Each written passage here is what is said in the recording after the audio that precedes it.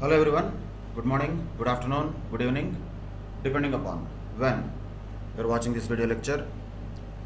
Today let us discuss about accounting standard 2, that is valuation of inventories, which provides us complete guidance for determining the value at which the inventories are carried in the financial statements until related revenues are recognized. So we have to keep in mind, first of all, what are inventories.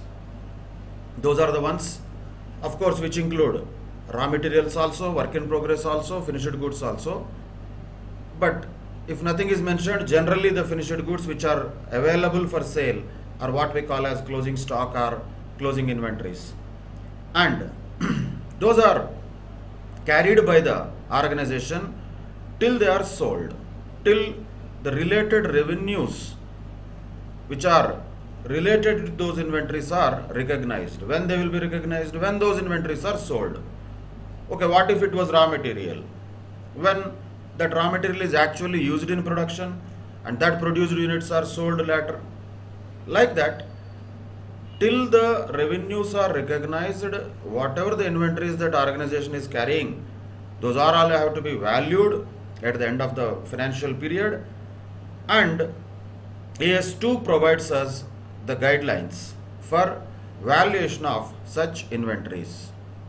And it also provides guidance as to the cost formulae that can be used for assigning cost to the inventories, and if required, any write down to be done to the net realizable value. That is the objective, we can say, of valuation of inventories accounting standard 2. We are going to discuss each of these items in this session related to AS2. First of all, what are inventories? Inventories are those assets which are held for sale in the ordinary course of business. We can call that as stock in trade. It could be the manufactured goods for a manufacturer who is willing to sell them, ready to sell them, or in case of a trader, those are the goods which he has purchased and of course he is also willing to sell them. But ultimately, the finished goods which are ready for sale are part of the inventories. That will be generally the major portion of inventories for any organization, particularly manufacturing and trading organizations. But other two will be there only for manufacturing organizations, where the organization is producing certain goods and in the process of production there are certain goods which are not yet completed. The production of which is not yet completed. We call that work in process or work in progress. But organization has incurred cost on them, though the goods are not complete yet. Organization has incurred some cost on them. How to recognize that? Of course, that is one of the other aspects of AS2. So, the goods which have been produced, completed, but not yet sold are finished goods. The goods which are being processed are work in progress. And of course, those types of goods which are purchased as raw materials or supplies, which will be in turn consumed in the production process or in the rendering of services, also will be forming part of inventories. In a nutshell, to simplify it, what are inventories? Simply speaking, inventories include all the three. They include raw materials also, they include work in progress also, and they include finished goods also. Of course, the first two will be only applicable in case of a manufacturer. All the three will be applicable, of course, for manufacturer. But first two are exclusively only possible in case of a manufacturer. But the stock in trade, those which are held for sale in the ordinary course of business, this can be there for both manufacturers as well as traders. But definitely inventories will form part of a very important asset, particularly for traders, because that is going to be one of their important current assets at the end of the period. And not only that, the valuation of inventories is going to impact the profitability of the organization, because the closing stock value will automatically have an impact on the profit or loss that is reported for a period also. So once again, the valuation of inventories is very important in two aspects. One, it will impact the financial performance also, because there will be an impact on P&L. If, for example, the closing stock is overvalued, naturally the profit will be shown as higher, though it is not really that much achieved. On the other side, if closing stock is undervalued, the profits will be shown lower. So if the valuation of inventories is not done properly, it will have an impact on P&L also, and at the same time it will have an impact on balance sheet also. Why? Because the same inventories will be shown on the asset side of the balance sheet as current assets. So that is why valuation of inventories is a very, very important aspect, which is prescribed by AS2, and of course all the organizations have to follow this accounting standard 2 and the principles laid down by it. But one point to be noted here, if there are any other machinery, spares, servicing equipment or standby equipment which will meet the definition of property, plant and equipment, which means fixed assets, those will not be considered as inventories. So this is a common aspect always we have to keep in mind. Let us say there are some spares and stores, some name will be given. What is that? Until and unless we really go into the details of that in real life, we cannot understand. There are only two options for it. Should we treat it as inventory according to AS2, or should we treat it as PPE according to AS10? One of them has to be selected and one of them has to be adopted by the organization. How to adopt that? That depends upon the realities. So if at all any machinery, spares, other servicing equipment or standby equipment are meeting the definition of PPE, those will not be considered as inventories, but other materials and supplies will be considered as inventories. See, under normal circumstances, it is not going to be that easy or not going to be that difficult to identify what are raw materials, what is work in progress, what is finished goods. That is okay.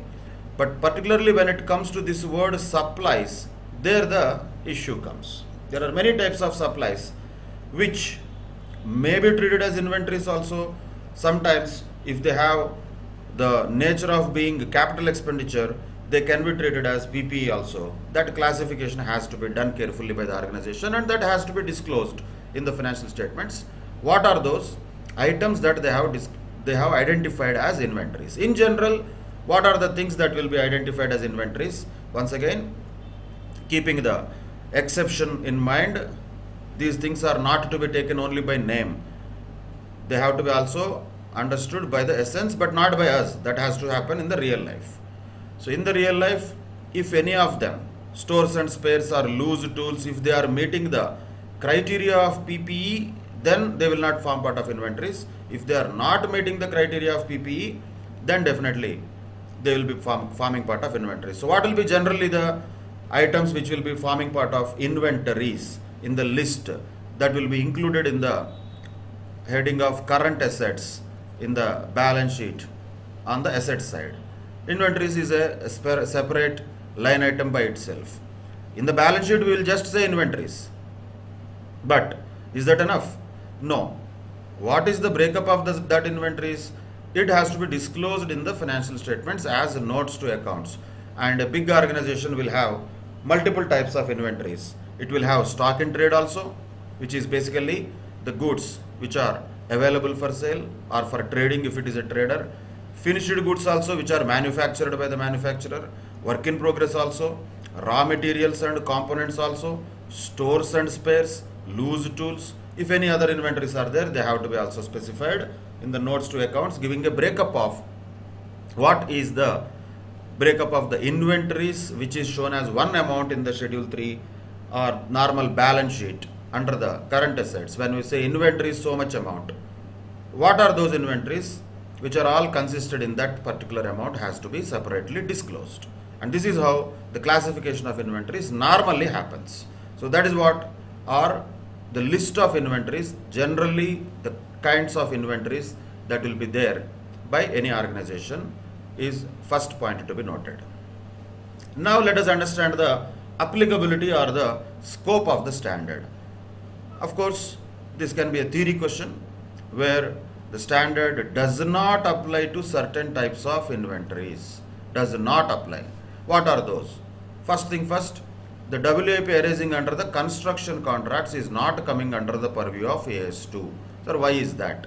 Because there is AS7 for it separately, accounting standard for construction contracts. So it will be covered there, not in AS2. Same way, WIP arising in the ordinary course of business of service providers is not covered by AS2. What will be WIP arising in the ordinary course of business for service providers itself is a big question mark. But if there is any work in progress, that is not covered by valuation of inventories. For example, let us say some software is being developed. Just to take an example for such situation. Some software company is developing some software. It is doing work and lot of effort is done, lot of cost is incurred, so many people are employed, different teams are made, and they are all working together for developing this software. But at the end of the year, there is some work in progress, in the sense the software is not yet complete, but still the work is still in progress. Was there a lot of cost incurred in this work in progress or not? Yes, definitely yes, there was a lot of cost incurred. Are we going to call it as inventory? Definitely no. Why? Because once it gets completed, at that phase, that will be covered by AS26 as intangible assets separately. If there is anything like that, that will not be covered by AS2. Simply speaking, any other accounting standard covers certain specific items, then those things will not be covered by AS2. And this happens in every standard. So this is also not an exception. So when there are any inventories or WIP which is arising in the construction contracts, it will be covered by AS7. And if there is any WIP arising in the ordinary course of business of service providers, example like software, etc., some intangible assets like that, that can be covered by AS26. Shares, debentures and other financial instruments which are held as a stock in trade, that is covered by AS13 as investment accounts. And other things are also excluded here. Those are not, though not covered by separate standards. But the producers' inventories of livestock, agricultural products, forest products, mineral oils, ores, etc., gases, these things are all not covered by this accounting standard 2, because in general they are all measured at a net realizable value in accordance with the practices in those industries. So that is a particular exception to AS2. Construction contracts is covered by another accounting standard. AS26 covers the intangible assets under development also. AS13 covers investments. Livestock, agricultural, forest products, mineral oils, ores, gases, etc., those are all measured at net realizable value automatically according to the standards and according to the practices established in those industries. So AS2 does not specifically talk about them. These are the exceptions, or we can say the out of scope for AS2, and AS2 is not going to be applicable for those areas. That is scope definition, we can say, or exception of the scope of AS2. Now coming to the crux of AS2, how the inventories are measured. Let us take first of all raw materials. Raw materials have to be measured always at cost. Always at cost. If the finished goods are sold at or above cost, which generally will be the case. Why anybody will sell at loss? Generally the finished goods will be sold in future at or above cost. If that is the situation, currently if raw materials stock is there with us, which is not sold, of course it is not intended to be sold, it is intended to be used. It will be used in future for the manufacturing, and then it will be sold as finished goods later. That future is visible to us,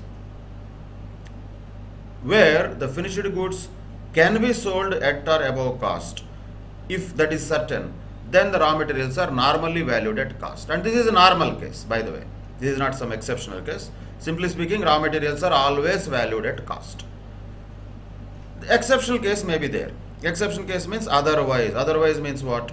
The finished goods may not be sold at or above cost, which means the finished goods might be sold in future for loss. If that was the situation, what we can contemplate now, then now we will value the raw materials at replacement cost, not the historical cost. Normally cost means historical cost, whatever we have incurred to purchase those assets. But replacement cost means what? What we have to incur now, if at all we want to purchase it now. That is replacement cost. the raw materials will be valued at replacement cost if, only if, the finished goods in future will be sold at loss. And who is going to contemplate that? Very rare scenario. Very rare scenario. But if it is there, then yes.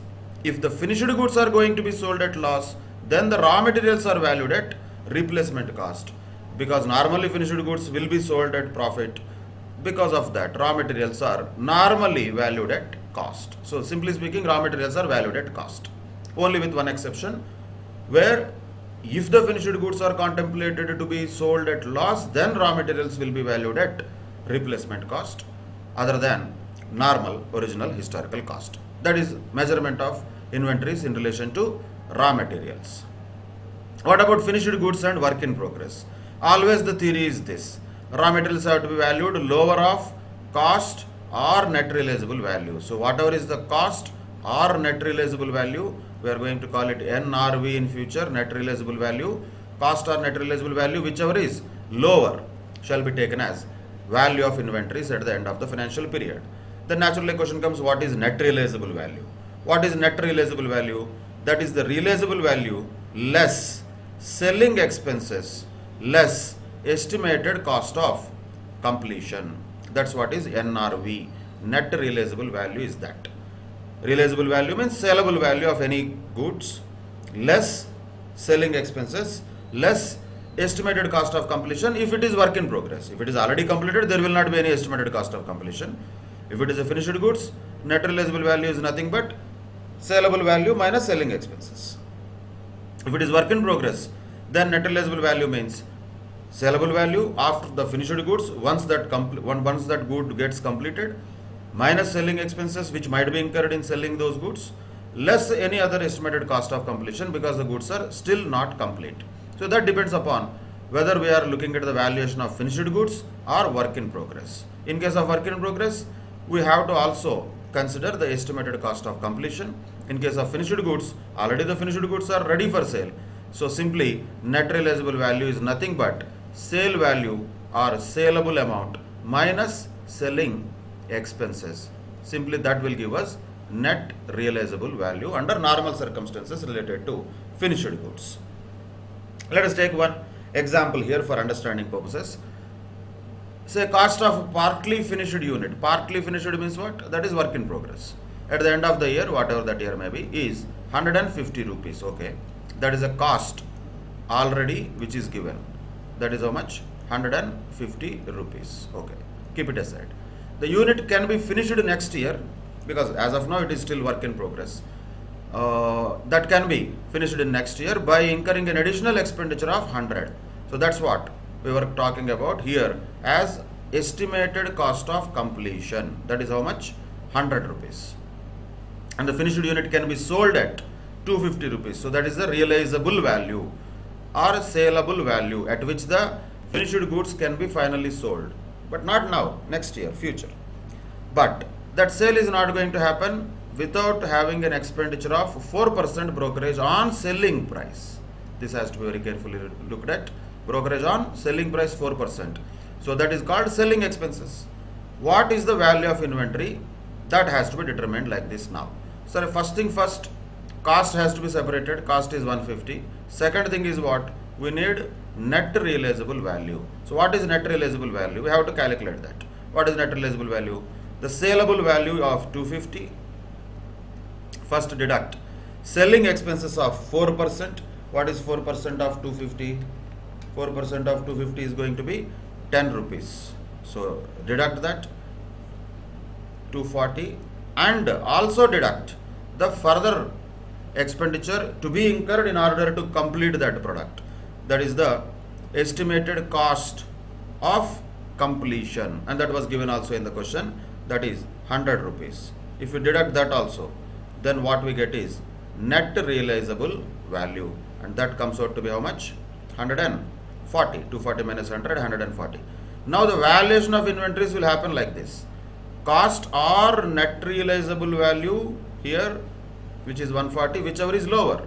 That means naturally it has to be valued at 140, not at 150. That's it. That is the way the closing inventories have to be valued in case of work in progress.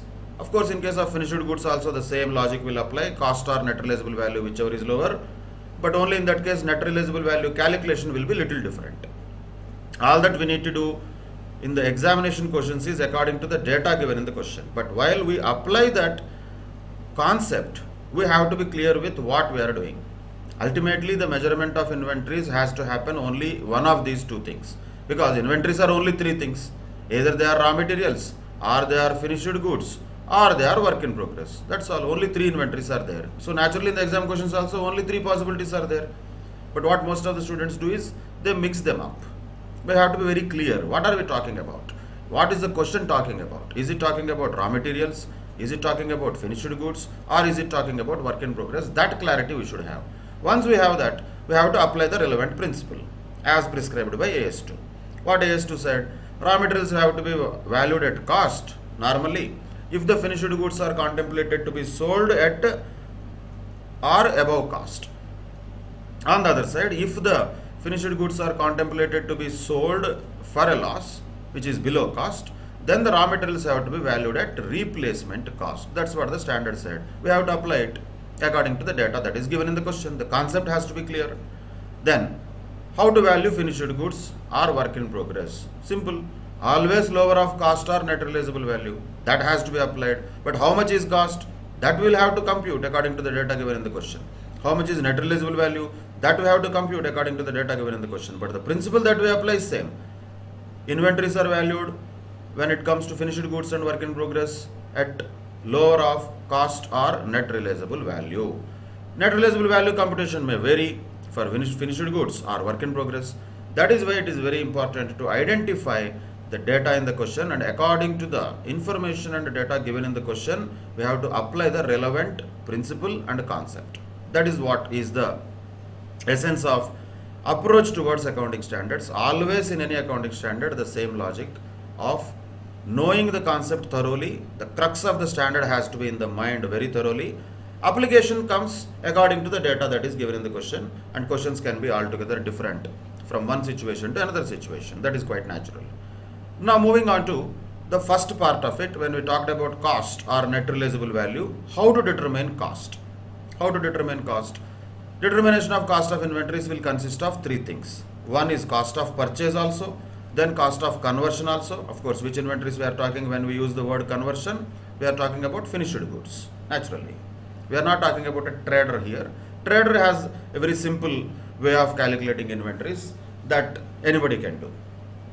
So when we are looking at normally, when nothing is mentioned, when we say inventories, we are talking about majorly finished goods. In this case, finished goods, or even for that matter work in progress also, will have cost of purchase and cost of conversion and other costs also. We'll see cost of purchase and cost of conversion just now. But before going to that, what are these other costs which are not like specifically defined, but what are those? Any costs incurred to bring the inventories to the present location and condition are called as other costs. Any of them. So that is a principle and concept we should remember. What are those things? We don't need to by heart that list, but we should remember the principle. If any such cost is appearing in the question, we should identify, okay, this is a cost which was also incurred to bring the inventories to the present condition and location. Yes or no? Yes, include it in the cost of inventories. No, don't include it in the cost of inventories. So that is a principle based application we have to do rather than memory based application. That is the most important aspect for accounting standards, problem solving, and also conceptual application of these standards. So what is the standard here? What is the principle here? Costs incurred to bring the inventories to the current condition and location, present condition and location, whatever it is, that has to be remembered. If you remember that, you apply that easily. That will happen in the questions according to the data that is given in the question. But let us look at what are the items to be included in the cost of purchase first. When something is purchased, definitely purchase price has to be included, no doubt. And what all has to be included also? Duties and other taxes, if they are not recoverable from the taxing authorities. Important point. See, purchase price is original cost. Let us say you are purchasing some kind of raw material, 1000 kilos of raw material at the rate of 10 rupees, let us say. 10,000 is the cost of purchase. That is simple. There is no problem in that. But the point is, in addition to that, you might have incurred some other expenditure, like for example, carriage inwards, loading, unloading, all these expenses can be incurred. Octroi sometimes, all these expenses can be incurred. But while looking at those additional expenses incurred to bring them to the current condition and location, we have to also understand certain things have to be excluded. Certain things to be included, certain things to be excluded. For example, duties. Let us say duties are there. Customs duty, for example, in relation to imported material can be paid while purchasing the materials from outside India and importing them to India. Customs duty is paid. Should it be included or not? Of course, yes, it should be included. But if the same materials are used in the production process, that is, completed goods are exported, then we can get something called a duty drawback. If there is a duty drawback, in other words, which is what? That is something that is recoverable from the taxing authorities later. That should be excluded. So, like that, to what extent the taxes and duties have to be included? Only to the extent which are non-recoverable from the taxing authorities. Another simple example can be taken. For example, when you paid GST, when the purchase of goods has happened, yes, that is a cost for somebody who is paying it, because he is not paying to the government, he is paying to his seller. That is also included in the invoice. He paid the GST to the seller. But when he sells to somebody, he can take a credit. So, whatever the credit that he takes, that can be excluded. So, the point is, whenever we include the costs related to the duties and taxes, we have to make sure the non-recoverable amounts only to be included. To the extent they are recoverable from the taxing authorities, they have to be excluded. You first add them, then deduct them. Okay, fine. That is one way of doing it. Or do just the net of this and only include that in the cost. Just do the net of this and only include that in the cost. That's what we are talking about. This is something that also has to be added to the purchase price, that is original purchase price. And not only that, any other expenditure directly attributable to the acquisition. For example, what once again? Say freight inwards, carriage inwards, freight inwards, whatever you can call it. Loading and unloading charges or octroi, if it is there. Like this, many expenses can be there which can be directly attributable to the acquisition. They have to be all added. And there are certain things to be deducted also. What are those things? Trade discounts. Once again, be very clear in the examination questions.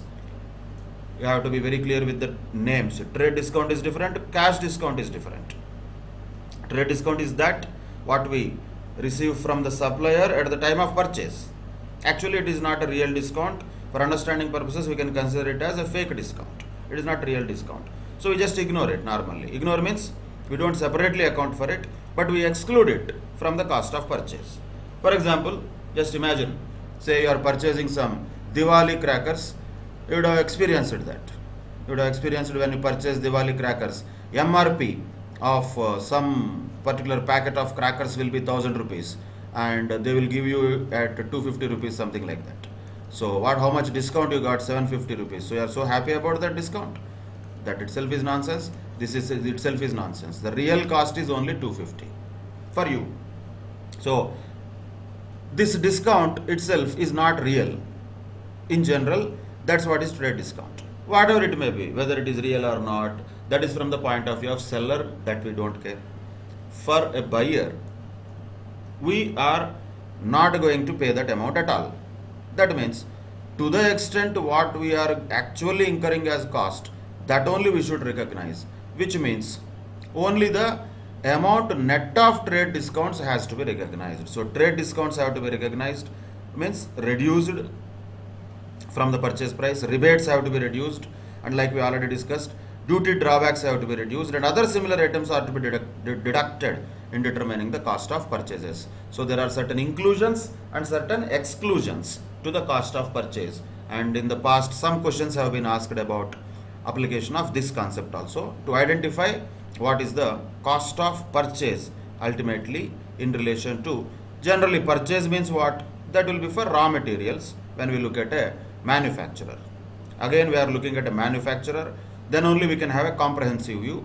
Trader is a very small part, we will purchase and sell, that's all. So there is no big deal about traders. So when you look at a manufacturer as an example, there is cost of purchase, and purchase of what? Materials, which includes all these things, purchase price also, non-recoverable duties and taxes also, any other expenditure that is directly attributable to the acquisition of that materials also to be included, and rebates, trade discounts, if at all any government grants are there, or if any duty drawbacks are there, if there is any credit of the taxes which were already earlier paid, all of those are similar items have to be deducted while determining the cost of purchase. That is first item in the determination of cost. Again, we have to be clear with our original map. What was our original map? We wanted to have cost or net realizable value. In that we have started with cost. Cost has three things: cost of purchase, cost of conversion, other costs. Other costs are generic in nature. All those costs which are incurred to bring the inventories to current condition and location are all other costs. What is cost of purchase? These are all the items which are to be included and excluded from the cost of purchase. Then what is conversion cost? Simply speaking, labor and overheads is what is conversion cost. By the way, Accounting Standard 2 has a bit of application of costing also, but care has to be taken. We should apply the concepts in costing, but not what all we know in costing in Accounting Standard 2. No, that will be wrong. Because Accounting Standard 2, whatever it says, that only we have to apply. We should not apply all our costing knowledge here. But yes, knowing these words, what is conversion cost, labor cost and overheads cost, that helps.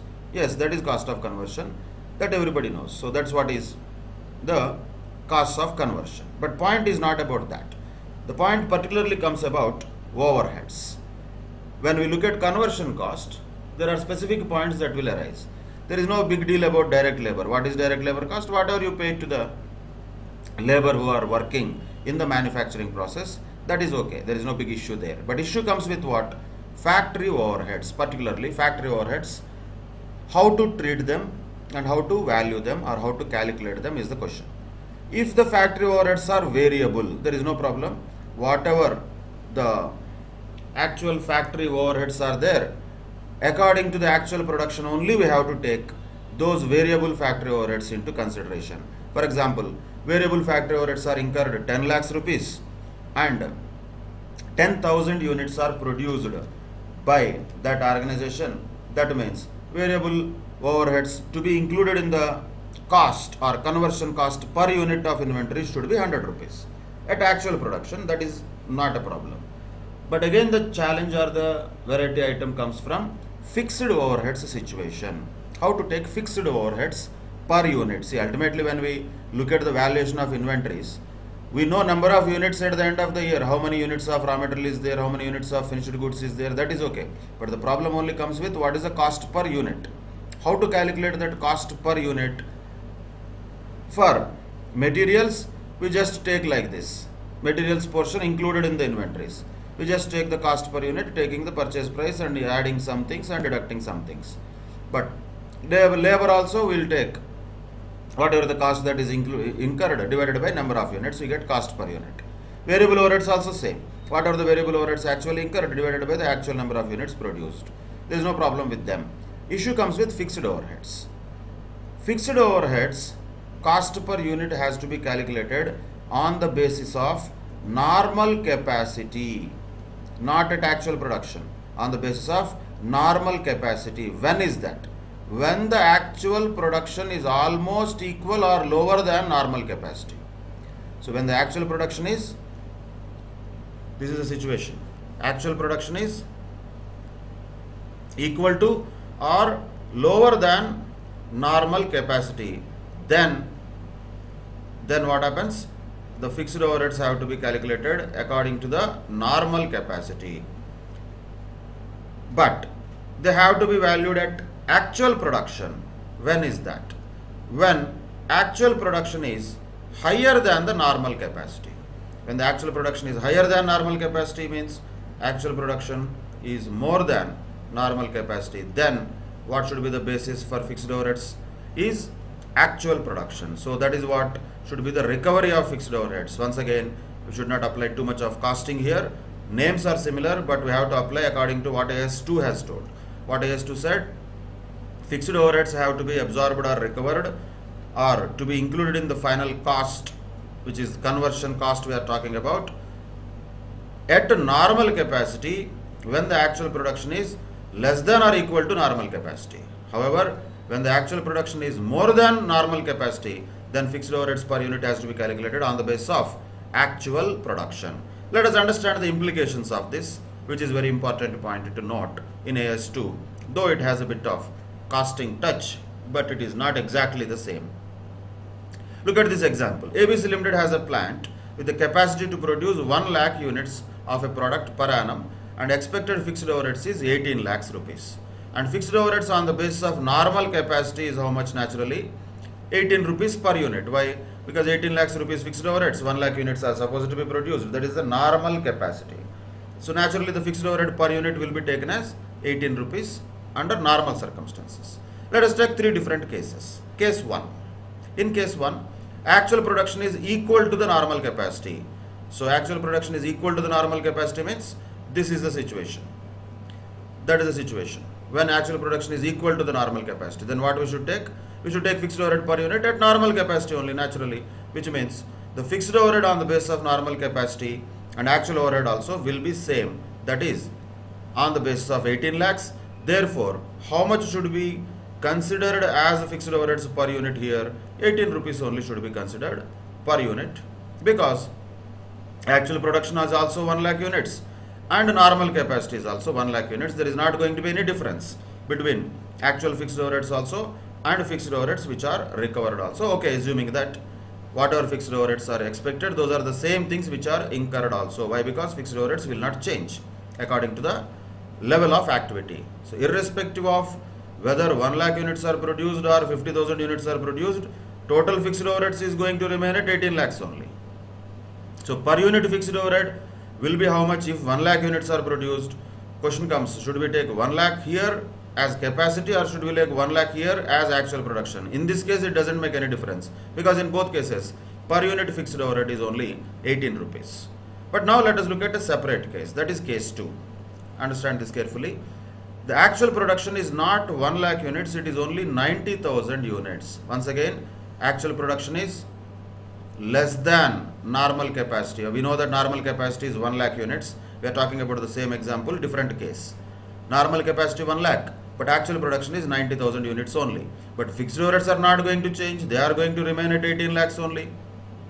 So the question comes, if we take 18 lakhs and divided by actual production, just if, it is not what standard has prescribed. So how much will be the fixed overhead per unit? It will be 20 rupees per unit if we do that.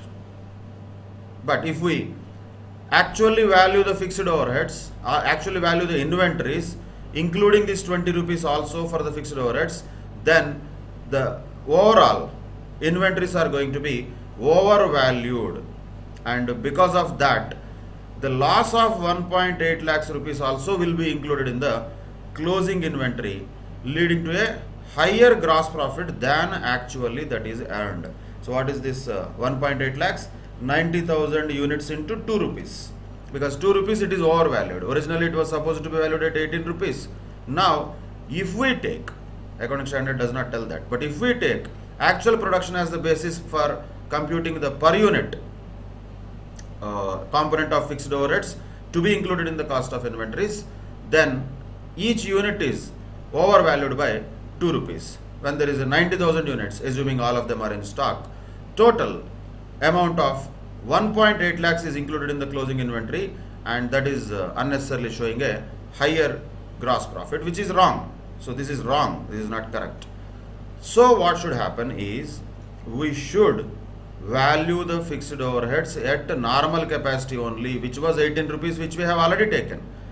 So what will happen in that case? We have 90,000 units only multiplied with 18, that means 16.2 lakhs, 16 lakhs 20,000 only will be included as part of the cost of inventories, and remaining 1.8 lakhs should be transferred to profit and loss account. Though 18 lakhs amount of fixed overheads is incurred, in that how much is actually entering into the valuation of inventories? Only 16 lakhs 20,000. What happens to the remaining 1.8 lakhs? That will be transferred to profit and loss account separately rather than making it sit in the value of inventories, because it will unnecessarily overvalue the inventories. So that is the reason behind it. But whatever, reason of course is important to know. But what is the treatment? That is very important to understand and remember also. When actual production is less than or equal to normal capacity, fixed overheads per unit has to be taken at normal capacity. That means fixed overheads divided by normal capacity should be the fixed overhead cost per unit. If there is any actual fixed overhead more than that, let it go to P&L account. That is the treatment. When is this? If the actual production is equal to or less than normal capacity. Now let us take another case, opposite case, naturally. Imagine if the actual production is 1.2 lakhs units. Okay, it's an imaginary case. How can there be more than capacity? All these things we cannot ask. Imagine it's only a case, situation, which is more than, means actual production is more than the normal capacity. That is the situation we have to identify. Here, what was the standard telling? We have to take fixed overheads on the basis of actual production. So in case the actual production was equal to or less than normal capacity, we have to take normal capacity. In case actual production is more than normal capacity, we have to take actual production as the basis. But fixed overheads is remaining going to be 18 lakhs only. That is not going to be different. So how much will be the cost per unit here? We have 18 lakhs total fixed overheads divided by 1,20,000 units, which is the actual production. So 18 divided by 1.2, that comes to 15 rupees per unit. That should be taken into the inventories. So if at all we value other side, what accounting standard told is this. What is the correct value? 15 rupees. Because exactly it is correct, na? 1,20,000 into 15, that comes to 18 lakhs. So we are exactly recovering the entire fixed overheads as per actual production, which is not having any additional amount or less amount. But what if we have not followed this rule and we followed earlier rule? What was the original rate? What we have been using, 18 rupees per unit. And if you use that rate only blindly, multiplying that with 1,20,000 rupees, 1,20,000 units, then we get 21,60,000 rupees as fixed overheads. But whereas actually fixed overheads incurred are only 18 lakhs. That means unnecessarily we are having more fixed overheads being included in the cost of inventories, which is 3.6 lakhs, which is not real. That is why this would be wrong. We should not do that. What should be taken? 15 rupees per unit should be taken, which is exactly giving the real fixed overheads of 18 lakhs. Actual basis, 1.2 lakhs units multiplied with 15 gives 18 lakhs. So here, when the actual production is more than normal capacity, then fixed overhead per unit should be calculated on the basis of actual production. When the actual production is less than normal capacity, then fixed overheads has to be calculated on the basis of normal capacity only. And the difference, if any, there will be, that should be transferred to profit and loss account. If both are equal, there is no problem. That will be anyway calculated on the basis of normal capacity or actual production. Anyway, both are same. So these are the three different situations related to fixed overheads, which is also a very important aspect in computation of conversion cost, which ultimately will go to the computation of total cost. So when we have the total cost, which includes cost of purchase and cost of conversion, cost of purchase is calculated separately, cost of conversion includes direct labor and factory overheads. Factory overheads include variable cost, which is anyway calculated on the basis of actual production, but fixed cost or fixed overheads will have to be calculated according to the AS2 when actual production is less than or equal to the normal capacity. Then the fixed overheads per unit has to be calculated on the basis of normal capacity. When the actual production is more than normal capacity, then fixed overhead per unit has to be calculated on the basis of actual production. Very, very important aspect to be applied in AS2 problems. Now imagine there is another situation of joint cost. This is also a costing scenario, actually speaking, but still we are not going to use that too much in AS2. Mostly anyway we use that in costing. What is the situation of joint cost? when there is a joint process that is going to be followed up to certain stage. After that, the different joint products may come out as outputs, and there is some joint cost incurred till the split off point. How to classify or how to apportion this joint cost among these different products is always a challenge. That is where in costing there is a chapter called joint products by products, where it will see many types of models. But yes, in AS2, any allocation at reasonable and consistent basis is okay. There is no problem. That's what is given in AS2, allocation at reasonable and consistent basis. So in general, what methods can be used? There can be sale value at split off, or that is separation, or sale value at completion. Any of the methods can be used. That is only apportionment of joint cost among the joint products. How that has to be done? That can be done by using any reasonable model. Any reasonable and consistent model is okay according to AS2. It is not going to be too particular about the joint cost allocation among the joint products on one hand. Then what about byproducts? Whatever the net realizable value of byproducts is there, that is deducted from the cost of the main product or joint product, because these are smaller in nature. The value of byproducts will be very small. That is a revenue actually. So the sale of byproducts, should we consider it as a revenue? Should we show it as a sale, or is it part of the revenue from operations of the organization? That doesn't make sense. So instead of showing it as a revenue, we reduce it from cost. We reduce it from the cost of main product or joint product. That is the treatment of joint products and byproducts, which are mostly in line with what the costing tells us also. But once again, AS2 is not too particular about this joint cost. It's a very logical apportionment only that we have to do. If there are joint costs till the point of split off, what could be the basis? That could be the sale value at split off, or that could be the sale value after the completion.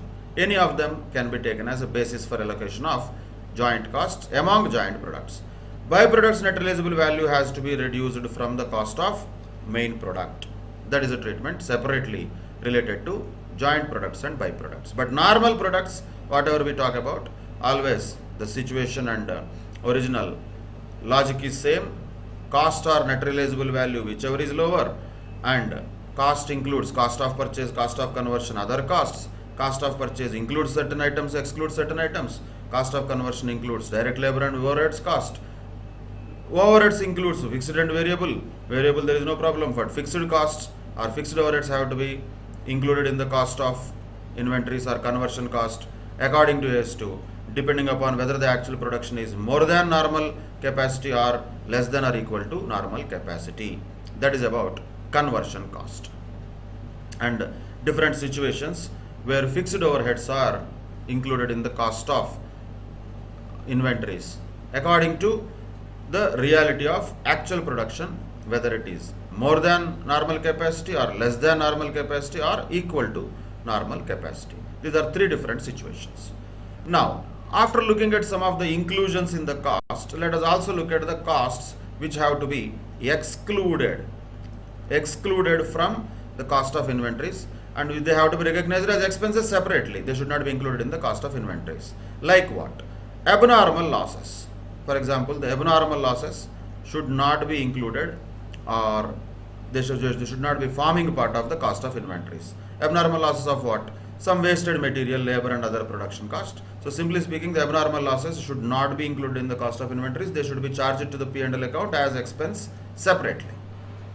Same way, storage costs should not be included normally. Why? Logic has to be applied. Are storage costs incurred to bring the materials to the current condition and location? No.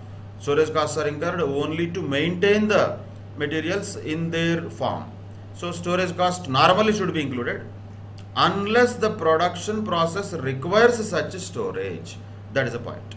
Sometimes it so happens that raw materials have to be stored with certain temperatures. Certain special storage requirements will be there.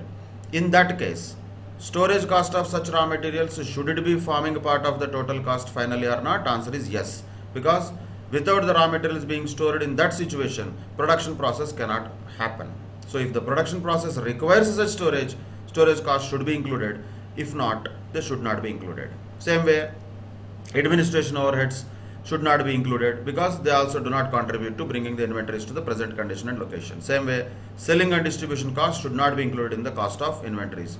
So the abnormal losses, storage costs, administration overheads and selling and distribution overheads should not be included. They have to be excluded from the cost of inventories, and they will be charged as expenses separately in the profit and loss account. And always the philosophy or the principle that we have to keep in mind is the costs always have to be included in the cost of inventory to the extent they contribute in bringing the inventory to its present condition and location.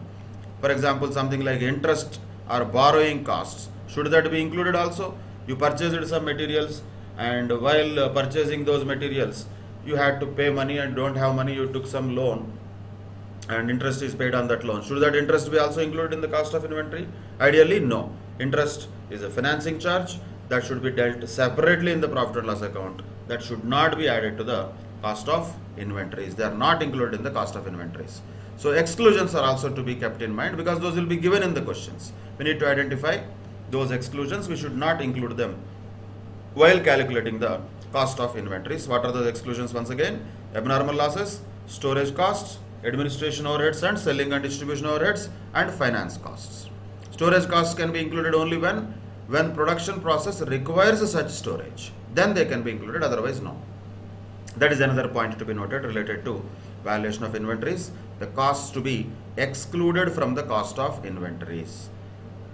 Now, okay, we have certain costs to be included, excluded. We have purchase price, purchase cost, conversion cost, other costs, all of them are included, fine, that's fine. But when those costs are all calculated, how those costs are going to be identified with the finished goods and how those costs are going to be identified with the goods which are consumed or sold, that will be always a challenge, because the purchase might happen on different dates, and consumption of those goods might have happened on different dates, or sale of those goods might have happened on different dates. Can we identify the cost of purchase with certain purchase, and is that purchase exactly identifiable with the sale or consumption? That becomes challenging. If it is possible, that is what we call as specific identification method, and that is the best method, no doubt. If possible, the best method for calculating and valuing the inventories using the cost formula, which formula is better? Specific identification method is the best method. If you can identify which purchased material has been actually sold or which purchased material has been actually consumed. So naturally, what is remaining after sold or consumed is stock. So we can identify this stock, whatever is the stock that is remaining, where from that has come. If we can identify that, that is what specific identification method is. If that is possible, that is the best method to apply. If not, naturally we need to take some assumption. What methods or what cost formulae that AS2 has prescribed? FIFO method is okay, that is first in first out. Weighted average method is also okay. Standard cost method is also okay. Retail method is also okay. And these methods are normally to be known from costing. Separately, we don't need to discuss in AS2. And normally the questions from these also will not be appearing in accounts. They will be in costing anyway. So what is first in first out? The first incoming things are deemed to be going out. First in first out. Weighted average method does not take into consideration the sequence of coming in and going out. It will keep on adding all the costs that are incurred related to all the inputs, and whatever is issued, that will be issued at a weighted average cost. Standard cost is that method where we have certain amount of standard cost which is fixed, predetermined by the organization, and all the issues will happen at that standard cost, and remaining whatever will be considered as closing stock. Retail method is used particularly, naturally the name itself indicates, in the retail stores where the trader basically is having certain goods which are all there at, let us say, MRP. So for example, if there is a cloth store is there, and lot of times it so happens they will purchase in bulk, kilos, tons, sometimes quintals, like that they purchase the cloths. They will put some price tags on them, and they don't know how much profit they are making also a lot of times. So specific identification method is done by some cloth stores, like branded cloth stores like Max and all. They can do specific identification method. Big brands can do that. But most of the normal general cloth stores will not have any specific identification of what was the purchase price and what is the selling price. But they have some MRP on the material or the item that they are selling, whatever that item of cloth may be. So some jeans pant, let us say, they are selling. MRP is there. At what price they purchased, they also don't know. They don't have any track of that. They purchased some in tons, let us say. They purchased 4 tons of jeans pants. How do they know each pant how much it is? Different pants have come. Different models would have come. So they cannot actually track the purchase price with the stock that is there at the end of the year. So what they will do? First of all, they will value the entire stock at selling price. Let us say that is MRP. And from that, if you reduce the general gross margin that they usually get on an average basis, then naturally that gives the cost. So that is retail method. So reverse calculation, because in those retail cases, it is not possible to identify exactly the cost of the materials or the cost of the goods which are there at the end of the year in stock. So retail method takes selling price minus gross margin as cost. That is retail method, separate method. FIFO weighted average is normal, standard cost is normal. All these 3 methods are used in costing anyway, and specific identification method can be only used in reality. There is nothing that we can calculate. First in, first out, as the name indicates, assumes the first incoming materials and incoming goods are going out first. In is common, out is what? Out could be sale also, out could be consumption also. Out is sale in case we are purchasing and selling, if it is a trader. Out is consumption in case we are talking about materials. We purchased materials and we consumed them in production. So what that out could be different. It could be sale also, consumption also. But first in, first out assumes that whatever is coming in first will go out first. Weighted average does not assume that. It only just calculates the total of cost of all the materials that have come in divided by the total of the number of materials that have come in. That will be the price or cost at which the goods will be issued, either to production or sales. So that is how standard cost method, weighted average method, FIFO method can be taken. Standard cost is a standardized method where one amount is always taken as the cost of issues, which is normally not so advisable also. In general, all the organizations, in general, they use weighted average method. That is the most scientific method, simple method also one way, and it will not distort the amounts too much. Other methods have their own difficulties and limitations.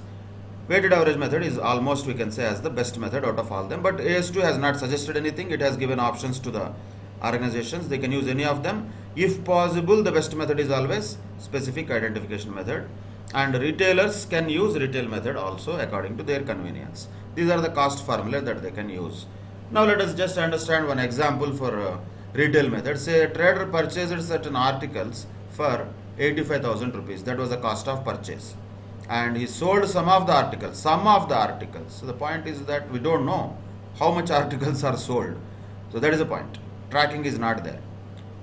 Certain articles he purchased for 85,000, and some of the articles he has sold for 1,05,000. So this is cost. This is cost of certain articles. This is sale value of certain articles. The average percentage of gross margin is 25% on cost. Once again, be careful. 25% on cost, though whether it is useful or not. 25% on cost means 1/4 on cost. 1/4 on cost always means what? 1/4 on cost means 1/5 on sale value.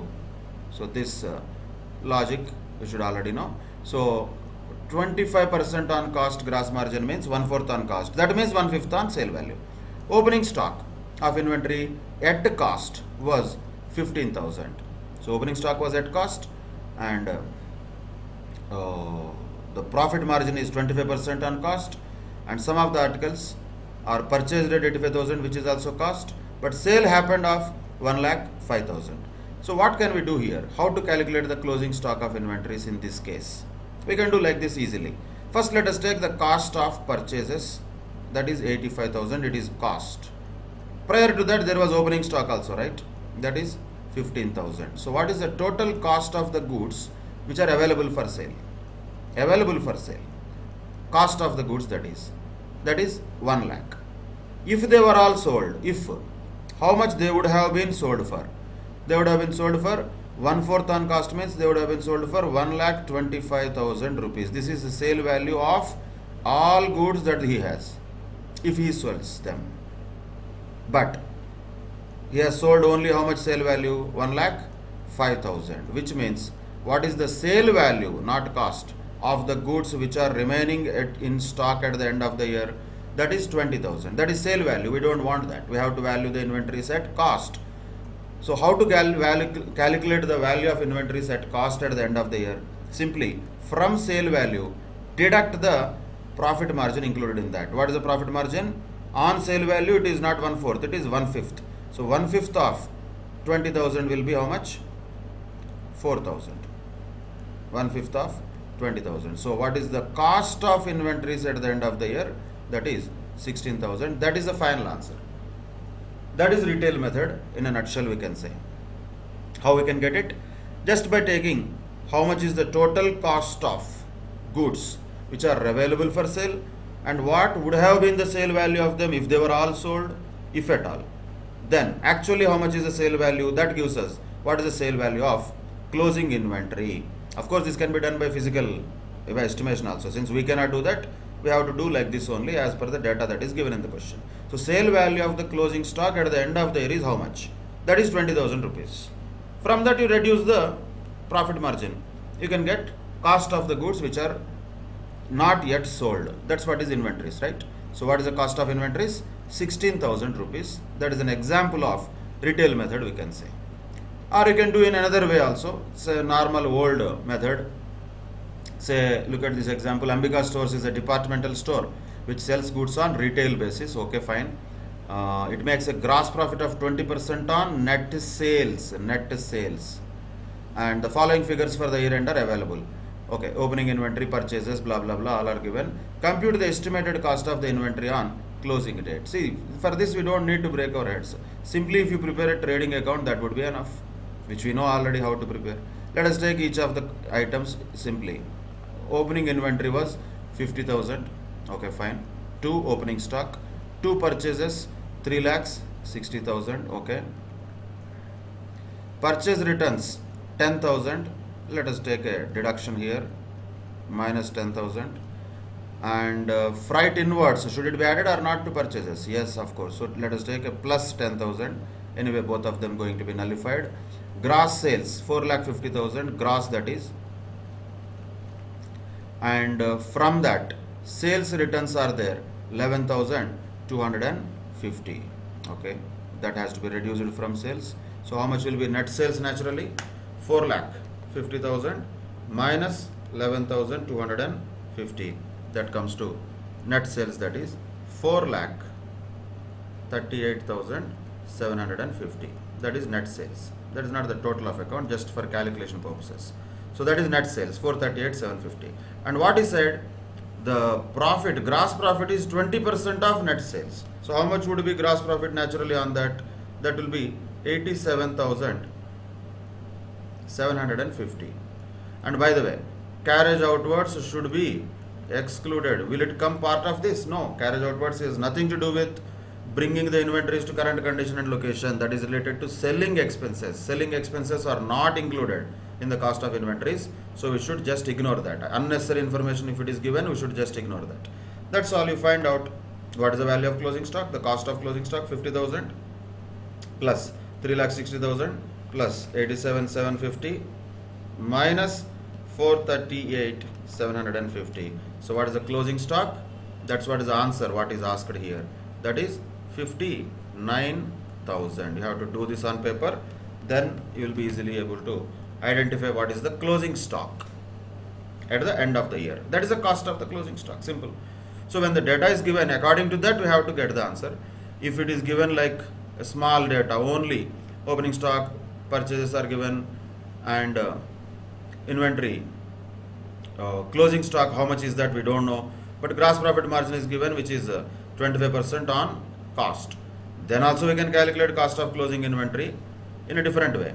But still, if you prepare a trading account also, you can get a similar answer in this case. But irrespective of the method that we follow, ultimately from the data that is given in the question, we have to get the correct answer. And always where people do mistake is identifying the difference between cost and sale value. Both are not same. Cost is what we incur, sale value is what we realize. Both are not same. So that has to be always kept in mind while solving the questions. And these are examples of normal retail method for traders, which we have been doing since foundation level. But the other cost formulae, how to use them, FIFO or weighted average, that can be a subject matter of costing mostly. Specific questions from those areas generally are not expected in accounting standard 2. Okay, even if they come, you should be already able to do them as a subject of costing. There is nothing special about accounting standard 2. Accounting standard 2 is not telling us how to use FIFO. Accounting standard 2 is telling us you can use FIFO, that's all. How to use FIFO, you should already know that. But that is not here. That will be in costing. So, these are the possible cost formulae that can be used as per AS2. And coming to another important aspect that accounting standard 2 prescribes, because we have been talking about cost net realizable value, it's okay. NRV has to be compared with cost. The question is, should this comparison be done on a total basis or item by item basis? This is a big dilemma, and questions will be expected from this type of possible application also. Like what? The comparison should happen. Should it happen on item by item basis or total basis? It should happen, it should be made on item by item basis. That is what accounting standard 2 tells us. Of course, in some cases, group of items by group of items basis can be done. Group to group, it's okay. But when there is a possibility of comparing the cost and NRV, we have to do that comparison on item by item basis. Look at this example. Let us say there are 2 items like this. There may be 40 items, 400 items, 5000 items for different big companies. Look at this. Item A has cost of 100, NRV of 90. Item B has cost of 100, NRV of 115. If you take total of the cost, it is 200. If you take total of the NRV, it is 205. Can we say that 200 is what we have to value the inventory set?